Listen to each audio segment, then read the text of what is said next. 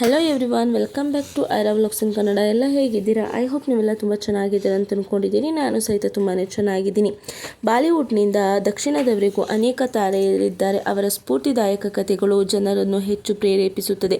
ಚಿರಂಜೀವಿ ಅಥವಾ ಕಮಲ್ ಹಾಸನ್, ಅಮಿತಾಬ್ ಬಚ್ಚನ್, ಶಾರುಖ್ ಖಾನ್ ಯಾರೇ ಆದರೂ ಅವರದೊಂದು ಇಂಥ ನೋವಿನ ಕತೆ ಇದ್ದೇ ಇದೆ. ನಿಮಗೆ 58 ವರ್ಷದ ನಟನ ಸ್ಟ್ರಗಲ್ ಮಾಡಿರುವ ಘಟನೆ ಬಗ್ಗೆ ತಿಳ್ಕೊಂಬರೋಣ ಬನ್ನಿ. ಅವರು ಒಂದಲ್ಲ ಎರಡಲ್ಲ 23 ಶಸ್ತ್ರಚಿಕಿತ್ಸೆಗಳನ್ನು ಸಹಿಸಿಕೊಂಡಿದ್ದಾರೆ. ವೈದ್ಯರು ಪ್ರತಿಕ್ರಿಯಿಸಿ ಈಗ ಸರಿಯಾಗಿ ನಡೆಯಲು ಬರುವುದಿಲ್ಲ ಎಂದು ಹೇಳುವ ಹಂತ ಬಂದಿತ್ತು. ಆದರೆ ಅವರು ಅದನ್ನೆಲ್ಲ ಮೆಟ್ಟಿ ನಿಂತು ಮತ್ತೆ ಬೆಳ್ಳಿ ತೆರೆಯಲ್ಲಿ ಮಿಂಚುತ್ತಿದ್ದಾರೆ.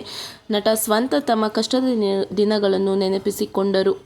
58ರ ಹರೆಯದ ಈ ನಟ ನಟನೆಯಲ್ಲಿ ಮಾತ್ರವಲ್ಲ, ಅವರು ಗಾಯಕ ಮತ್ತು ಧ್ವನಿ ಕಲಾವಿದರು ಹೌದು. ಇದೀಗ ಈ ನಟ 155 ಕೋಟಿ ರುಗಳ ಚಿತ್ರದ ಮೂಲಕ ಬಾಕ್ಸ್ ಆಫೀಸ್ನಲ್ಲಿ ಸದ್ದು ಮಾಡಲಿದ್ದಾರೆ. ಈ ನಟ ಬೇರೆ ಯಾರೂ ಅಲ್ಲ, ಅಪರಿಚಿತ್ ಚಿತ್ರದ ಮೂಲಕ ಖ್ಯಾತಿ ಪಡೆದ ಚಿಯಾನ್ ವಿಕ್ರಮ್. ಶೀಘ್ರದಲ್ಲೇ ತಂಗ್ಲಾನ್ ಚಿತ್ರದಲ್ಲಿ ಕಾಣಿಸಿಕೊಳ್ಳಲಿದ್ದಾರೆ.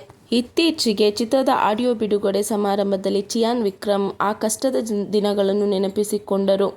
ಅದನ್ನು ಅವರು ತಮ್ಮ ಜೀವನದಲ್ಲಿ ಎಂದಿಗೂ ಮರೆಯಲು ಸಾಧ್ಯವಿಲ್ಲ ಎಂದಿದ್ದಾರೆ. ತಂಗ್ಲಾನ್ ಇದುವರೆಗಿನ ಅವರ ವೃತ್ತಿಜೀವನದ ಅತ್ಯಂತ ಕಷ್ಟಕರವಾದ ಚಿತ್ರ ಎಂದು ಅವರು ಹೇಳಿದರು. ಕಷ್ಟಗಳು ಬಂದರೂ ಛಲ ಬಿಡದವರ ಪಾತ್ರ ಅವರದು. ನಿಜ ಜೀವನದಲ್ಲಿ ಅವರು ಹೀಗೆಯೇ ಇದ್ದಾರೆ ಎಂದಿದ್ದಾರೆ.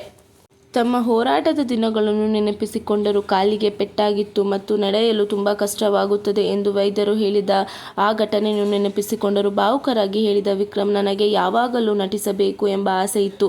ಕಾಲೇಜು ನಾಟಕದಲ್ಲಿ ಅತ್ಯುತ್ತಮ ನಟ ಪ್ರಶಸ್ತಿ ಪಡೆದ ನಂತರ ನನ್ನ ಕಾಲು ಮುರಿದುಕೊಂಡಿತ್ತು ಎಂದಿದ್ದರು. ನಾನು ಆಸ್ಪತ್ರೆಗಳಲ್ಲಿ ಮತ್ತು ಹೊರಗೆ 3 ವರ್ಷಗಳು ಕಳೆದಿದ್ದೇನೆ. ನಾನು 23 ಶಸ್ತ್ರಚಿಕಿತ್ಸೆಗಳನ್ನು ಹೊಂದಿದ್ದೆ ಮತ್ತು ಊರುಗೋಲುಗಳ ಸಹಾಯದಿಂದ ನಡೆಯಬೇಕಾಗಿತ್ತು. ಆಗ ನಾನು ಹುಚ್ಚನಾಗಿ ಬಿಟ್ಟಿದ್ದೆ ಎಂದು ಎಲ್ಲರೂ ಹೇಳಿದರು. ನಾನು ನಡೆಯಲು ಪ್ರಾರಂಭಿಸಿದಾಗ ಮತ್ತು ನಟನೆಗೆ ಅವಕಾಶಗಳು ಬಂದಾಗ ಎಲ್ಲವೂ ಸರಿಹೋಗುತ್ತದೆ ಎಂದು ನಾನು ಭಾವಿಸಿದೆ. ಆದರೆ ಇದರ ನಂತರ 10 ವರ್ಷಗಳ ಕಾಲ ನಿರಂತರ ವೈಫಲ್ಯಗಳು ಇದ್ದವು. ನಾನು ನಟನಾಗಲು ಸಾಧ್ಯವಿಲ್ಲ ಎಂದು ಜನರು ಹೇಳಿದರು. ಆದರೆ ನನ್ನ ಕನಸು ಭಗ್ನವಾಗಲಿಲ್ಲ ಮತ್ತು ಹೋರಾಟ ಮುಂದುವರಿಯಿತು. ಒಂದು ದಿನ ಮತ್ತು ಇಂದು ಈಗ ನಾನು ಈ ವೇದಿಕೆಯಲ್ಲಿದ್ದೇನೆ ಎಂದಿದ್ದರು. ಚಿಯಾನ್ ಅಭಿನಯದ ಚಿತ್ರ ತಂಗ್ಲಾನ್ ಕುರಿತು ಮಾತನಾಡುವುದಾದರೆ, ಇದು 15 ಆಗಸ್ಟ್ 2024ರಂದು ಚಿತ್ರಮಂದಿರಗಳಲ್ಲಿ ಬಿಡುಗಡೆಯಾಗಲಿದೆ.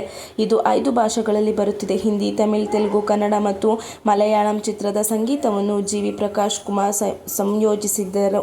ಸೌತ್ ಸ್ಟಾರ್ ಯಶ್ ಚಿತ್ರ ಕೆಜಿಎಫ್ ಕೂಡ ಕೋಲಾರ ಗೋಲ್ಡ್ ಫಿಲ್ಮ್ ಅನ್ನು ಆಧರಿಸಿದೆ. ಆದರೆ ಅದರ ಕತೆ ವಿಭಿನ್ನವಾಗಿತ್ತು. ಚಿಯಾನ್ ವಿಕ್ರಮ್ ಅಭಿನಯದ ತಂಗ್ಲಾನ್ ಚಿತ್ರ ಕೆಜಿಎಫ್ಗಿಂತ ಹೇಗೆ ಭಿನ್ನವಾಗಿದೆ ಎಂಬುದು ಕುತೂಹಲಕಾರಿಯಾಗಿದೆ. ಚಿಯಾನ್ ಅವರ ಈ ಚಿತ್ರ ಬ್ಲಾಕ್ ಬಸ್ಟರ್ ಆಗುವ ನಿರೀಕ್ಷೆ ಇದೆ.